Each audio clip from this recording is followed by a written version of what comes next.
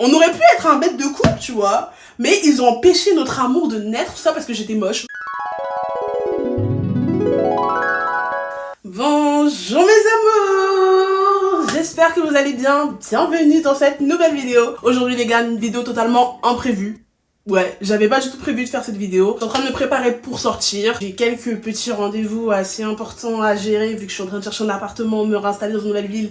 Donc voilà, il y a pas mal de choses à gérer. Mais du coup, j'étais en train de me préparer pour y aller et j'étais en train de repenser au fait que je vous ai toujours pas fait votre vidéo sur le glow up. Il faut que je me prépare en même temps. Donc vous avez été pas mal à me demander de façon régulière à vous faire une vidéo sur le glow up, comment glow up. Et j'ai toujours repoussé cette vidéo tout simplement parce que je ne savais pas comment l'amener et je ne pense même pas avoir eu un glow-up volontaire. Donc je me suis dit, il faudrait que je vous explique en fait ce qui s'est passé pour moi, comment j'ai vécu ce glow-up que la plupart veulent tant avoir. Je vais vous raconter ça un peu rapidement. C'est parti! Alors, on commence par la crème solaire. Faut jamais oublier la crème solaire. Même si l'été est fini les gars, on doit s'hydrater, on doit se protéger du soleil, c'est trop important. C'est toujours la crème solaire La Roche-Posay que j'ai utilisée depuis mai que je l'ai et elle est toujours pas finie.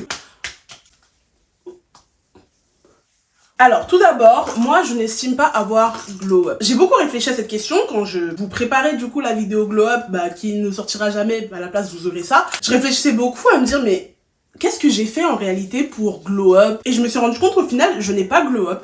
J'ai juste grandi. Faut savoir que j'ai commencé YouTube du coup à 17 ans. Aujourd'hui, j'en ai 21. Entre 17 ans et 21 ans, enfin, il y a quand même énormément de changements, que ce soit au niveau du corps, parce que tu passes littéralement du stade enfant mineur au stade de femme adulte. Et puis, il y a plein de changements qui se font. Tu sors, tu quittes le lycée, tu vas à l'université, tes premières expériences de travail, première expérience peut-être amoureuse sérieuse, etc. Donc, il y a plein de choses qui se passent entre ce laps de temps. Et du coup, je pense que c'est ça qui fait que beaucoup d'entre vous pensent que j'ai glow up. Mais c'est vrai que il y a eu un moment de ma vie où il y a vraiment eu une bascule. C'est dans la période plein dans l'adolescence, période collège, période 13, 14, 15 ans. Pour vous expliquer, pour ceux qui ne me connaîtraient pas, je suis quelqu'un qui est pas mal confiance en elle aujourd'hui. Ça n'a pas toujours été le cas. Je m'exprime très peu sur ma période collège parce que c'était pas forcément les meilleures périodes de ma vie. À part de ma troisième où clairement la troisième c'était la meilleure année de ma vie. Mais tout ce qui est sixième, cinquième, quatrième, l'enfer. Donc pour faire l'historique. Moi, j'arrive en France en 2010. Donc, j'arrive, j'ai 7 ans. Seule noire de ma classe, il me semble. Oui, j'étais en école privée catholique. Bon, vas-y, très vite, je comprends que je suis pas la plus belle de la classe, tu vois. Mais je m'en foutais à la rigueur, j'étais en primaire. Et c'est vraiment au collège que je comprends réellement que je ne suis pas belle. Vous savez, les listes que les garçons faisaient au collège de qui est la plus belle, classement et tout. J'étais rarement parmi les premières. Je pense pas que j'étais laide. Et après, à ce moment-là, je pensais pas tellement à la beauté. Faut savoir que j'étais pas du tout une enfant coquette. C'est vraiment là, à partir de 14 ans que j'ai commencé à me maquiller vraiment. Et c'est là, à partir de 19 ans, que je commence à mettre des bijoux, hein. Mais sinon, faut savoir que j'étais vraiment pas une petite fille coquette. Tu me demandais de mettre des boucles d'oreilles, je ne voulais pas. Les robes, je ne voulais pas. J'étais vraiment pas garçon manqué, très loin de là. Mais j'étais plutôt le genre de fille très simple, jean, basket, voilà, des petites choses comme ça. En réalité, je pense que je m'en foutais à ce moment-là. Je m'en foutais, moi, j'étais dans mon univers. Je jouais aux Sims quand je rentrais chez moi. Moi, j'ai toujours été un peu bouboule. Voilà, j'ai toujours été une enfant avec des joues, avec un petit peu de ventre. Et donc, c'est à partir de fin de cinquième que je commence un peu à vouloir me maquiller.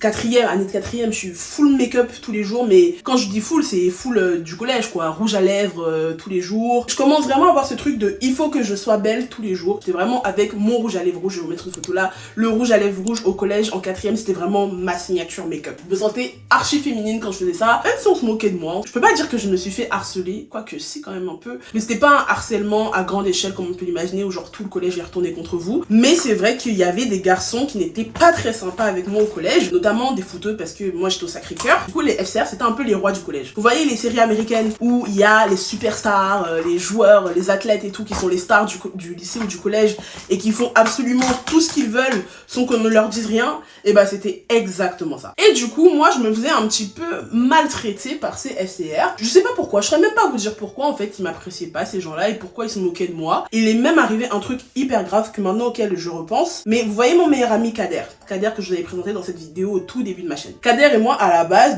on était crush, on crushait l'un sur l'autre et Kader était un FCR, sauf que c'était le seul FCR qui était gentil avec moi genre. Mais faut savoir que Kader n'a pas voulu sortir avec moi à la fin des fins, même si je pense qu'on se plaisait à l'époque, enfin je sais même pas si on se plaisait parce que ça date tellement, mais à la fin des fins on n'est pas sortis ensemble tout simplement parce que les garçons du FCR avaient dit à Kader qu'ils pouvaient pas sortir avec moi parce que j'étais trop moche et blablabla et blablabla. J'ai fini par pardonner Kader, tu vois, et maintenant c'est mon meilleur ami, il y a plus du tout aucune attirance entre lui et moi, mais pour vous dire à quel point ça allait loin. On aurait pu être un bête de couple, tu vois. moi, mais ils ont empêché notre amour de naître, tout ça parce que j'étais moche, selon eux. Et donc bref, donc il y avait un peu tout ça qui se passait pour moi au collège, ce qui fait que la confiance en moi, elle était pas top. Et du coup, l'année de 3e, qui est pour moi la meilleure année de ma vie, en 3e, je change de collège pour aller dans du public. De là, je commence à découvrir que je peux être attirante, parce que je ne savais pas, hein. À Sacré-Cœur, tout le monde me trouvait moche. Et c'est quand j'arrive du coup dans ce collège que je vois que les garçons commencent à être attirés par moi et tout, que je plais, que je commence à prendre confiance en moi. Et oui, j'ai pris confiance en moi parce que le regard des hommes sur moi a changé. Et je pense que c'est important de le dire parce que souvent dans les vidéos confiance en soi et tout, les gens ils ont tendance à mettre ça de côté, mais malheureusement dans une société patriarcale où le regard de l'homme sur la femme est encore hyper important pour la construction d'une femme. Et oui, j'ai pas honte de le dire, si j'ai eu confiance en moi à ce moment-là de ma vie, c'est parce que je plaisais, c'est parce que les garçons ont commencé à être attirés par moi et ça m'a donné du zèle quoi. Ça m'a fait du bien à mon ego et il faut le dire, c'est pas toujours oui j'ai fait un travail sur moi blablabla. Et donc du coup, les garçons commencent à être attirés par moi, mais sauf que je me rends très vite compte que c'était pas pour les bonnes raisons. J'étais une enfant hyper précoce. J'ai eu des formes extrêmement rapides, je vais vous mettre des photos de moi à 14 ans. Oui, 14 ans, vous avez bien entendu 14 ans. Mais moi, quand je suis retombée sur ces photos et que j'ai vu la date et que je me suis rendu compte que j'avais 14 ans sur ces photos, je me suis dit, ah ouais, merde. Parce que je suis très vite tombée dans cette hypersexualisation due au fait que les garçons me trouvaient uniquement attirante parce que à 14 ans, j'avais déjà des formes de ce type. Et étant donné que c'était devenu mon atout majeur, j'ai commencé à jouer de mes formes en fait. Avec du recul, je pense que c'est un mal pour un bien. C'est un mal parce que vivre l'hypersexualisation, c'est horrible et puis ça arrivait hyper jeune. Et d'un autre côté, je suis quand même contente d'avoir vécu ça à cet âge-là pour que après, quand j'ai eu 16, 17, 18 ans, je sois carrément plus calme. Et donc bref, je vais commencer à m'hypersexualiser de moi-même pour avoir toujours plus d'attention sur moi, beaucoup plus de regards. J'aimais vraiment bien l'attention que ça me donnait. Bon, on va pas parler non plus de ce qui se passait pour moi à la maison avec la famille, c'était l'enfer, ce qui fait que bon, dehors, je me donnais une autre personnalité. Mais ça m'a vraiment beaucoup aidé. Et ce serait vraiment être hypocrite que de nier le fait que le regard des hommes a eu une importance capitale sur ma confiance en moi et sur mon glow-up, entre guillemets. Ensuite, on me renvoie donc au Cameroun. Et du coup, quand je rentre en France, j'étais déjà en couple avec mon ex, avec qui je suis restée très longtemps. Et là, j'avais tout approuvé. Vous savez, quand vous faites une année au bled et que vous revenez, vous êtes la blédarde. Et donc, pendant toute ma deuxième année de seconde, parce que du coup, on m'a fait redoubler, je voulais absolument prouver que j'étais une bête de meuf, en fait. Donc, toute mon année de seconde, je me suis maquillée tous les jours. Je me levais à 5h du matin pour faire des full face, perruque collée, les outfits toujours on point, cuissardes, jeans et tout.